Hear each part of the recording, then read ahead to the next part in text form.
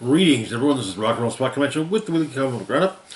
We are about to the midway point. So let's get started with Venom number 16, continuing Dark Web story arc. Where we left off, Eddie Brock had further devolved from the more 90s brain-eating Venom to Bedlam, and found himself face to face with Dylan Brock, now using the name Codex. Also working with Dylan is recently, I don't necessarily want to say venomized, but Normie Osborn with a piece of the Carnage symbiote, basically now becoming something of a Red Goblin. While fighting Bedlam, Miss Marvel came in to try and not have, at least to try to stop them from killing each other. And we open with Miss Marvel trying to keep things calm.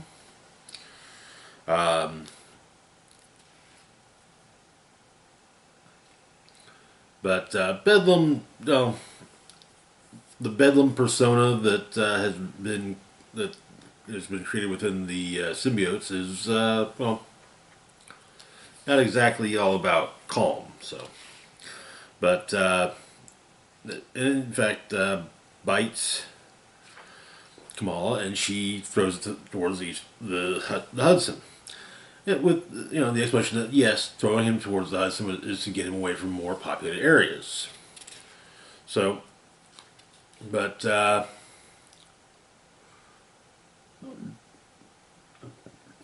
Dylan takes a moment to get rid of the Necro Sword he's been wielding, because he can only wield it for so long. While he and Miss Marvel discuss this, Red Goblin leaves and go. Though when Bedlam lands in the Hudson, Meridius is waiting for him, healing Meridius' hand, but not his missing eye.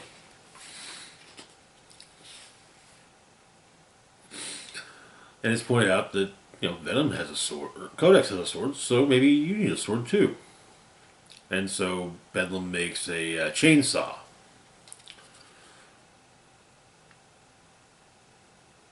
But Red Goblin and Bedlam duke it out until Codex, now back in the more familiar Venom form, and Miss Marvel show up, wailing on him a bit, with some demonic park benches coming to watch. In the midst of things, however, Madeline Pryor, the Goblin Queen, pops up and states that she needs him, and summoning him to her.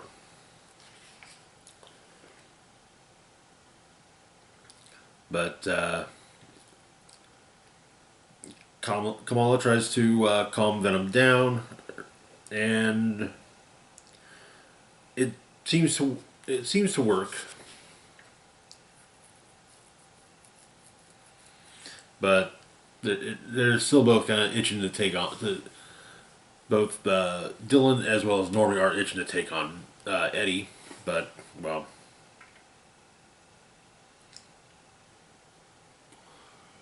with Miss Marvel basically being told, hey, you take care of all this, we'll take care of Eddie Brock. But Bedlam arrives as Chasm is making his move. Chasm, having stolen the Sights of Sorrows, is making his move on to take over Manhattan. And that is where the issue ends. Which also, I might add, brings us to our next book, Dark Web Dawn. Well, finale apparently, but yeah. Initially it was Dark Web Dawn, so yeah. So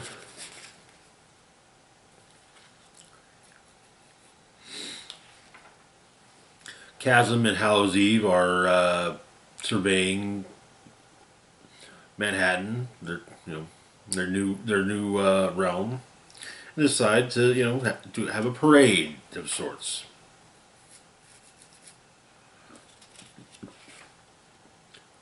But elsewhere, the alliance between Spider-Man and the and Goblin Queen is pretty much falling apart. Madeline wants to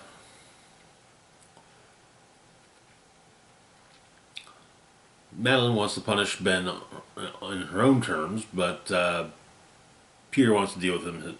Wants Ben dealt with his own way.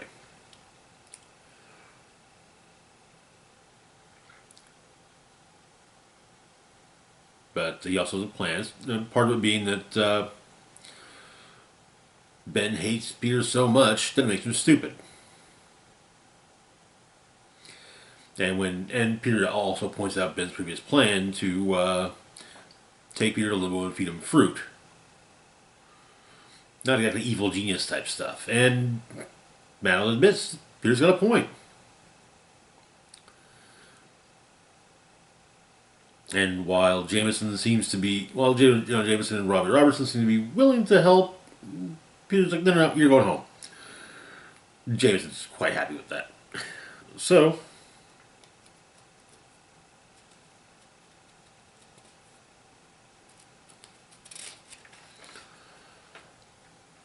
the combined forces of the X-Men and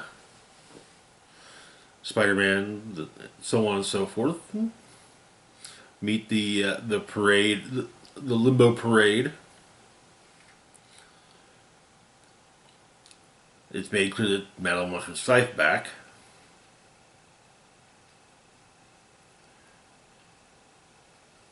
She states that while she made plenty of mistakes during this whole ordeal, Bedlam the mistake with Eddie Brock is definitely her favorite. And Bedlam is unleashed against the Insidious Six, including new additions, including a Sandman, Shocker, Mysterio, and I think there's a Jack-o'-lantern based one. But so Bedlam wades through them.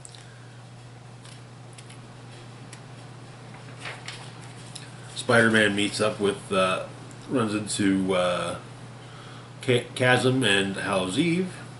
Hallows Eve puts on a werewolf mask, and Spider-Man suggests that Wreck-Rap deal with her while he deals with Chasm. The X-Men are well, at least holding the line.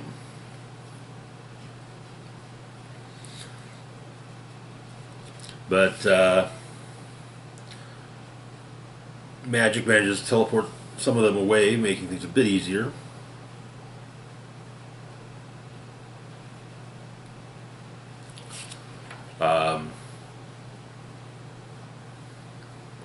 And to a point, Chasm appears to be beating Spider-Man, and Hallows Eve, wearing her Frankenstein mask, is seemingly has the upper hand on Wreck-Rap. But cavalry arrives in the form of Gold Goblin and Miss Marvel.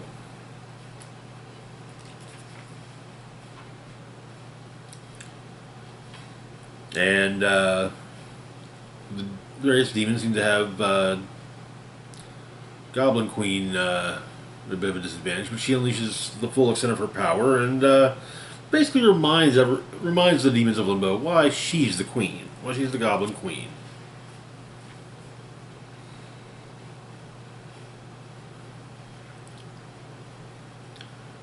But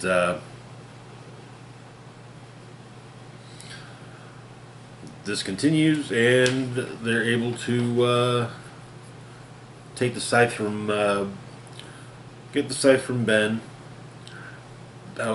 When Hallows Eve goes to Ben's side, as he's seemingly, at least for the moment, defeated,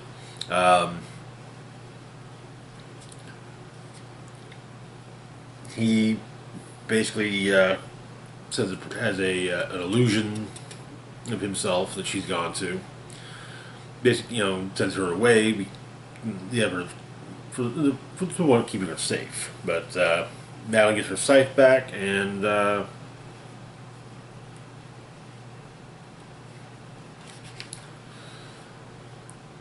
there's some discussion about what is going to become of Ben. And he is being kept in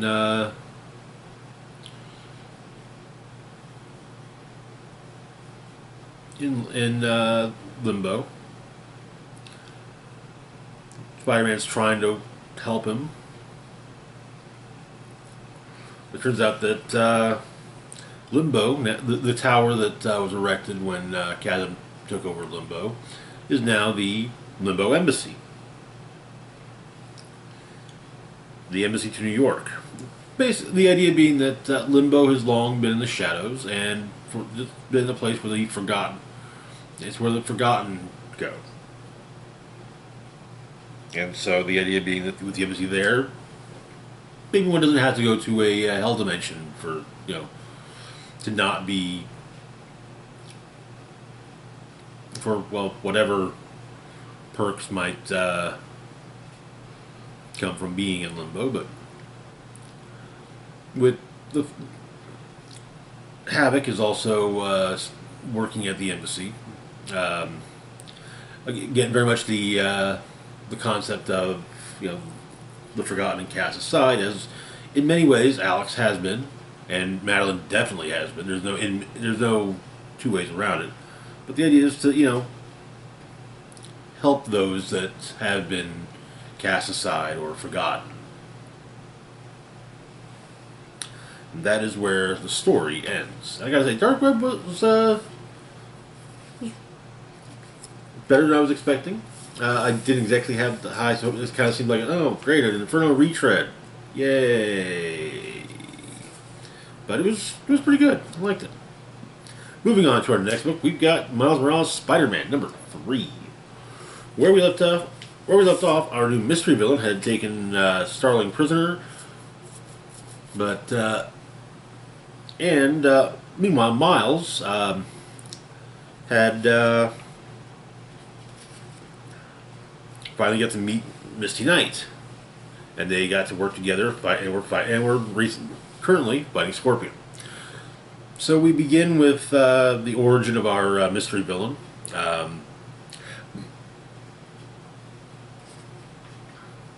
couple who met in Jordan, fell in love, got married, moved to Brooklyn. Daughter was brilliant, but her mother was sick. Cancer wasn't really caught until too late. But her father entered her in the lottery, so to speak, for a scholarship to Brooklyn Horizons, or Brooklyn Visions Academy. She was number 41. Miles number 42, and well, picked from the lottery was number 42.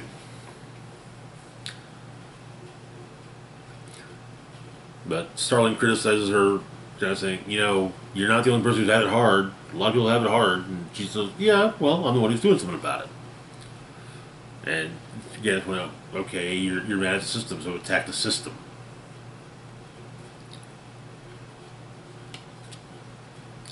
But, yeah. Misty Knight and Spider-Man are able to take down Scorpion. When they do, however, Agent Gao shows up.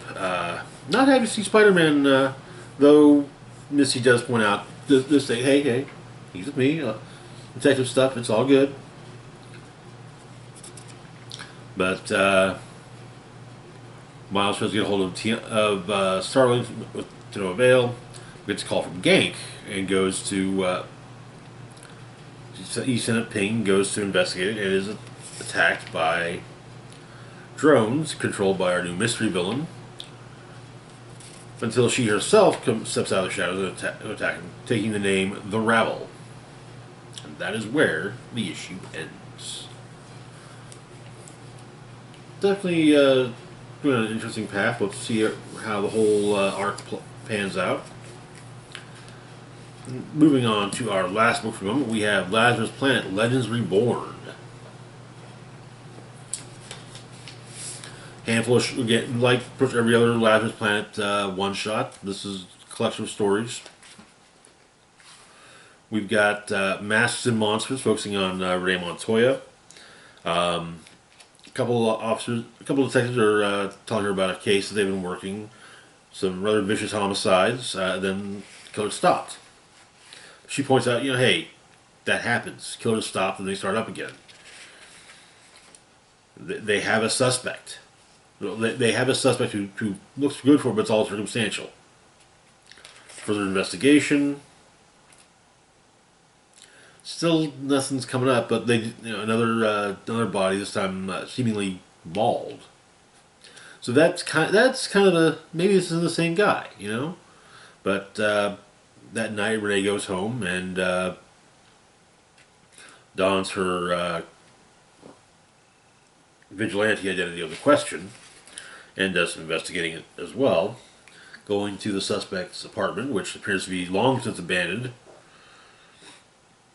She finds a key for a storage unit, which she finds more apparently dead bodies and people, more potential victims, but is attacked by a mutated thing, and manages to get tased by the would-be victims, and turns out, he had done the Lazarus rain had mutated him, and that's why the MO changed. We've got a story focusing on Raven, dealing with a group of demon kids locked in a church. They appear to be related. They appear to basically be siblings of hers.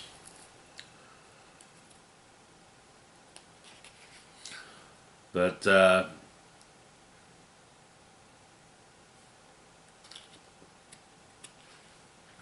she tries to deal with them. However, their father, Trigon, shows up, and is in fact Beast Boy, who had been helping her, turned out to actually be Trigon himself. And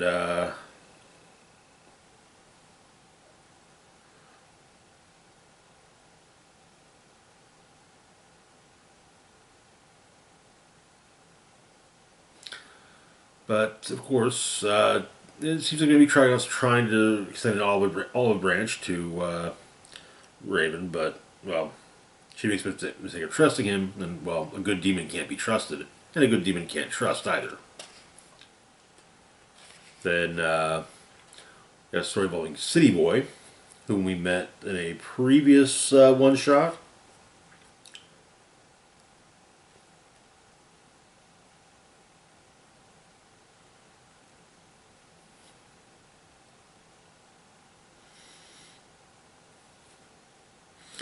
But City Boy's arrived in Gotham.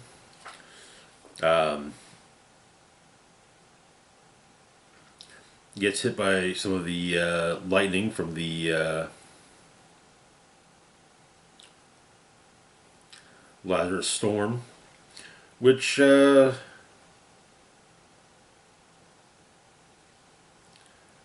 seems to have increased his powers a bit, and they allowed him to suddenly make a construct of refuse.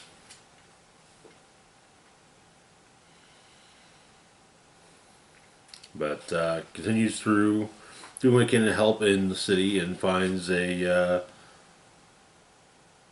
missing ends up finding a missing tiara,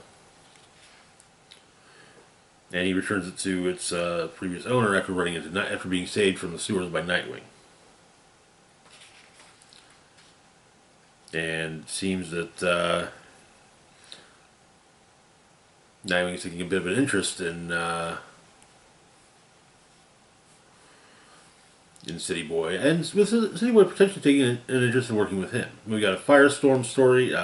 Basically, the connection between the Firestorm concept is there's some instability.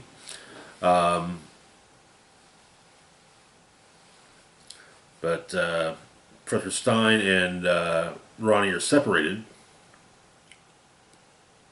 and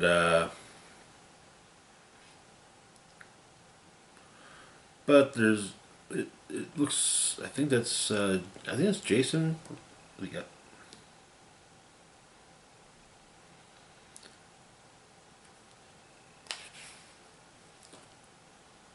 But so Firestorm returns, takes on a some kind of mystical humanoid creature, and they manage to contain him and.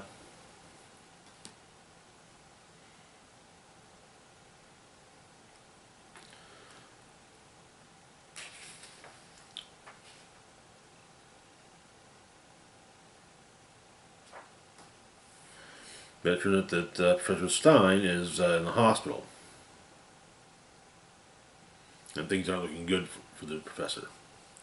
But that is where the issue ends. And that's going to do it for now. As always, feel free to like, share, and subscribe. Links to my Facebook, Twitter, Patreon, and PayPal can be found in the description box down below. This is Rock and Roll Spock signing off saying, live long and rock hard.